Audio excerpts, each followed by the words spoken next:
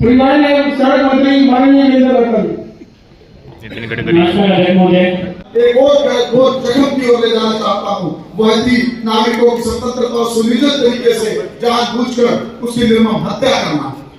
माननीय अध्यक्ष जी, ये इमरजेंसी एक घोषणा नहीं थी, ये एक सोची समझी चाल थी। इन्हें सत्ता मिले तो संविधान भी जेब में आ गया और लोकतंत्र भी उसमें समा गया। मैं नेता प्रतिपक्ष से एक सवाल पूछना चाहूंगा। आर्टिकल 352 कहता है कि थ्रेटन ऑफ टू वार कोई आई हो, व्हाट थ्रेटन टू वार के was came to Mrs Indira Gandhi, ये क्लियर कर देंगे आज। What threaten to war came to Mrs Indira Gandhi and और मैं आपातकाल की औपचारिक घोषणा से पहले कांग्रेस आलम ये है कि सत्ता में रहकर आज भी हमसे सवाल पूछे जा रहे हैं। करना चाहता हूँ जो अवसर प्रकाश से छू रहा है। आपातकाल के दौरान संचार की हर साउंड का निर्माण गला घोटना। आपातकाल केवल मीडिया के बाद जमाने तक सीमित नहीं था, यह उस हर तंत्र को काटने का प्रयास था जो सहभागी लोकतंत्र को जोड़ता है। यह केवल सार्वजनिक मंचों पर नहीं बल्कि निजी घरों में, हस्तलिखित पत्रों में, मित्रों के बीच की कानाफूसी तक में आवाजों को कुचलने की साजिश थी। जब इंदिरा गांधी जी ने 25 जून 1975 को आपातकाल की घोषणा की थी तो नागरिक स्वतंत्रता का एक अभूतपूर्व पतन शुरू हुआ। संविधान के अनुच्छेद 14, 19 और 21 हमारे सबसे मूलभूत अधिकार को निलंबित कर दिया गया। जी और बदले में 20,000 रुपए का जुर्माना क्यों? क्योंकि सच बोलना सत्ता को गवारा नहीं था। देश भर में अखबारों ने बंडल जब्त किए, प्रिंटरों को धमकाया गया और पत्रकारों को डराया गया। खबरें जलती थी और चुप्पी को खबर बना दिया गया था। द इंडियन एक्सप्रेस और द स्टेटमैन ने जब संपादिका पृष्ठ खाली छोड़े तो वो हार नहीं थी, वो मौन निर्दर्ज क्रांति थी जो सत्ता की दीवारों से भी ज्यादा गूंजा करती थी। छोटे बड़े शहरों में बड़ी खामोशी फैली। राजस्थान पत्रिका, जनसत्ता, प्रतिपक्ष, गणमान, हर स्वतंत्र आवाज को या तो चुप का आयोजन किया गया के बारे में, जैसे कि आपातकालीन के बारे में क्या और रखा गया, इस चीज के बारे में क्या बताएंगे? देखिए, देश में जब इमरजेंसी लगाई गई आपातकालीन, 25 जून को पूरे 50 वर्ष हो चुके हैं और उन 50 वर्ष पहले किस तरह सत्ता का दुरुपयोग किया गया, किस तरह पद की गर्मियों को ना समझते हुए लोगों के साथ अत्याचार हुआ। श्रीमती इंदिरा गांधी जी ने किस तरह जबरन लोगों को जेल में डलवाया गया, नसबंदी करवाई गई। इस को जागरूक, ताकि आने वाली पीढ़ियां, युवा जागरूक हो चुके भी 50 वर्ष पहले किस तरह हमारे देश में इमरजेंसी लगाई गई थी। यह मॉक पार्लियामेंट के माध्यम से पूरे देश में भारतीय जनता पार्टी युवा मोर्चा द्वारा कार्यक्रम किए जा रहे हैं। कल भी गुरुग्राम में मॉक पार्लियामेंट थी, उसमें हमारे प्रदेश के माननीय मुख्यमंत्री श्री नायब सिंह सैनी जी ने भी शिरकत करी। प्रदेश अध्यक्ष मोहनलाल बडोली जी भी आए, संगठन मंत्री जी फरिंदर नाथ जी भी वहाँ रहे और हमारे गौरव गौतम जी जो खेल मंत्री हैं वो भी आपातकालीन के बारे में हमें सबने युवाओं को मार्गदर्शन किया।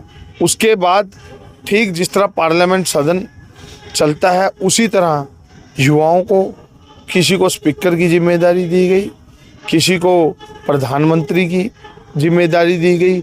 और आप देख सकते हैं कि ऐसा लग रहा था कि एक सदन चल रहा हो, उस सदन में केवल चर्चा इमरजेंसी को लेकर थी। उसी के विपक्ष भी हमारी लोग बने हुए हैं और पक्ष की भी भूमिका युवा साथी निभा रहे हैं। उनका उद्देश्य केवल यही है कि जो नए युवा, नई पीढ़ियां जान सकें कि किस तरह हमारे देश में सत्ता का दुरुपयोग किया गया, लोकतंत्र की हत्या की गई। जैसे कि देश भर और प्रदेश भर में इमरजेंसी के लिए बीजेपी लग रही है, वो कर रही है, लोगों को बता रही है, तो क्या संदेश दिया जा रहा है कि लोगों को क्या बताएं? लोगों को यही संदेश दिया जाए कि किस तरह जिन लोगों पर हमने विश्वास करके उनको सत्ता में बिठाया, उन्होंने लोगों के साथ खिलवाड़ किया। और आप देखिए कितने घरों को इन्होंने उजाड़ा, कितने लोगों की जबरन नसबंदी कराई। ये अगर आज सोच भी नहीं सकते वो काम इन्होंने किया। क्षेत्र में मॉक पार्लियामेंट का आयोजन किया जा रहा है, भाजपा की तरफ से। आज भारतीय जनता पार्टी का जो हमारा भाजपा युवा मोर्चा है उसकी तरफ से हरियाणा के हर जिले के अंदर मॉक पार्लियामेंट का आयोजन किया जा रहा है। और आज के इस मॉक पार्लियामेंट के आयोजन के अंदर आज हमारे बीच में हमारे प्रदेश के युवा मोर्चा के हमारे अध्यक्ष रहे, प्रभारी रहे और वर्तमान में भारतीय जनता पार्टी के प्रदेश के महामंत्री भाई राहुल राणा जी आज इसमें हमारे मुख्य अतिथि के रूप में यहाँ पर आज अपने बीच में हैं। और भारतीय जनता पार्टी का जो युवा मोर्चा है, हमारे भाजयुमो के युवा मोर्चा के अध्यक्ष भाई योगेंद्र शर्मा जी के नेतृत्व के अंदर आज सारा युवा मोर्चा इस कार्यक्रम में लगा हुआ है। इमरजेंसी का वो काला अध्याय और उस समय की तत्कालीन प्रधानमंत्री इंदिरा गांधी ने किस प्रकार से संविधान को बार बार तोड़ करके देश के अंदर आपातकाल लगाया था। और उस आपातकाल के अंदर सबसे ज़्यादा जो टारगेट हुए थे, सबसे ज़्यादा टारगेट उस समय जो हमारे संघ के और भारतीय जनता पार्टी के कार्यकर्ता थे वो टारगेट हुए थे। और किस प्रकार से जबरन हरियाणा प्रदेश के अंदर उस समय लोकल थाने बना करके और लोगों की जबरन खेत में जो लोग खेत में रात को पानी देने के लिए गए उनको पकड़ करके, जो हमारे अध्यापक ड्यूटी पर से आते थे उनको पकड़ करके किस प्रकार से जबरन उस समय नसबंदी कराई गई थी। तो उस काले अध्याय को उसको जीवंत रूप से दिखाने के लिए हमारा युवा मोर्चा सारे प्रदेश भर के अंदर मॉक पार्लियामेंट लगा रहा है। आपसे भी निवेदन है कि आप हमारी इस मॉक पार्लियामेंट के अंदर रहें और देखें किस प्रकार से युवा मोर्चा के हमारे कार्यकर्ता बड़े अच्छे तरीके से उस समय लोकतंत्र की जो हत्या की गई, संविधान की हत्या की गई, उसका जो जीवंत जो यहाँ पर आपको दिखाने का काम कर रहे हैं।